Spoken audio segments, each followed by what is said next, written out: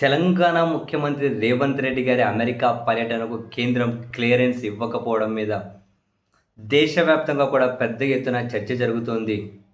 BJP ముఖ్యమంత్రులు లేదా కొందరు ఎన్డీఏ ముఖ్యమంత్రులేమో విదేశాల్లో ఎక్కడికెళ్తున్నారో కూడా తెలియకుండా వాళ్ళ ప్రజలకు ఆ రాష్ట్ర ప్రజలకు ఆ విషయం కూడా తెలియనివ్వకుండా రోజులు రోజులు విదేశాల్లో ఉండేసి వస్తూ ఉన్నారు. ఏ దేశం పోయారో, ఎప్పుడు పోయారో కూడా తెలియడం లేదు కొందరు వెళ్తే. అటువంటి పర్యటనలకేమో కేంద్రం పచ్చజెండా ఊపేస్తుంది. కొందరు ముఖ్యమంత్రులేమో రాష్ట్ర ప్రయోజనాల కోణంలో వెళ్తూ ఉన్నా కూడా దానికి అడ్డుకట్ట వేస్తూ ఉంది. అధికారంలో ఉన్నటువంటి వాళ్ళు, వాళ్ళకు అనుకూలమైనటువంటి పార్టీలకు సంబంధించిన ముఖ్యమంత్రులు విదేశాలకు వెళ్తే క్లియరెన్స్ ఇస్తూ ఉన్నారు. వాళ్ళని వ్యతిరేకించే పార్టీలకు సంబంధించి అయితే క్లియరెన్స్ ఇవ్వడం లేదు అని కొందరు రాజకీయ విమర్శలు చేయడం మొదలెట్టారు. రేవంత్ రెడ్డి గారు యాక్చువల్గా యూకేకి, యుఎస్కు వెళ్ళే ఆ షెడ్యూల్ ఉంది. విదేశీ పెట్టుబడులు, విదేశీ విద్యా సంస్థల భాగస్వామ్యాలు, విదేశీ విద్యా సంస్థలను తెలంగాణకు రప్పించడం, చాలా చాలా అంశాల మీద ఆయన యూకే, యుఎస్ పర్యటనలు ఉండేటివి. ఈ మేరకు ఓటుకు నోటు కేసు ఉంది కాబట్టి కోర్టు నుంచి పర్మిషన్ కూడా తీసుకున్నారు. యూకే వెళ్ళారు, అక్కడి నుంచి యుఎస్ వెళ్ళాలి. కానీ యూకేకి మాత్రమే అనుమతించినటువంటి కేంద్రం యుఎస్కి అనుమతించలేదు. కారణం, యుఎస్లో తెలంగాణ ముఖ్యమంత్రి జరపబోయే పర్యటనలు, కలవబోయే వ్యక్తులు, పాల్గొనే కార్యక్రమాలు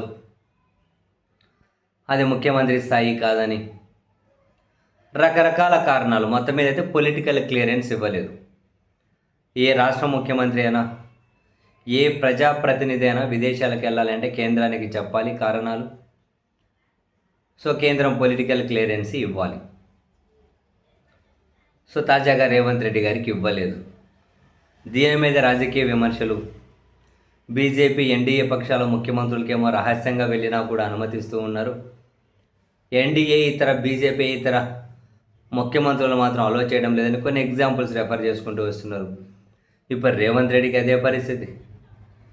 నిన్న మొన్నటిదాకా ముఖ్యమంత్రిగా ఉన్న, పశ్చిమ బెంగాల్ ముఖ్యమంత్రిగా ఉన్న మమతా బెనర్జీ గారు ఒకసారి చికాకు వెళ్దామంటే వెళ్ళనీయలేదు. ఇంకోసారి ఇంకో విదేశీ పర్యటనకు కూడా,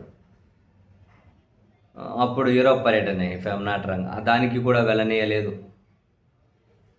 అండ్ పినరయి విజయన్ కేరళ ముఖ్యమంత్రిగా ఉండి తాను కూడా కువైట్, సౌదీ అరేబియా, బెహ్రెయిన్ పర్యటనలకు వెళ్ళాలి అంటే ఆయన్ను వెళ్ళనివ్వలేదు అప్పుడు. అండ్ అరవింద్ కేజ్రీవాల్ తాను డెన్మార్క్, సింగపూర్ పర్యటనలకు వెళ్ళాలనుకున్నప్పుడు 2 సార్లు ఆయనకు ఓసారి డెన్మార్క్కు తిరస్కరించారు, ఓసారి సింగపూర్కు తిరస్కరించారు. అండ్ మరో ముఖ్యమంత్రి, పంజాబ్ ముఖ్యమంత్రి భగవంత్ మాన్ సింగ్ తాను ఒకసారి యూకేకి వెళ్ళాలంటే తిరస్కరించారు, ఇంకోసారి ఇజ్రాయెల్ వెళ్ళాలంటే తిరస్కరించారు. ఈ విధమైన సంఘటనలన్నింటినీ ప్రస్తావిస్తూ ఉన్నారు కొందరు సోషల్ మీడియా వేదికగా. సో వెరసి మొత్తం మీద ఎందుకు అనుమతించలేదు అని కేంద్రం అయితే క్లియర్గా స్పందించింది, దానికి కారణాలు చెబుతూ వస్తుంది.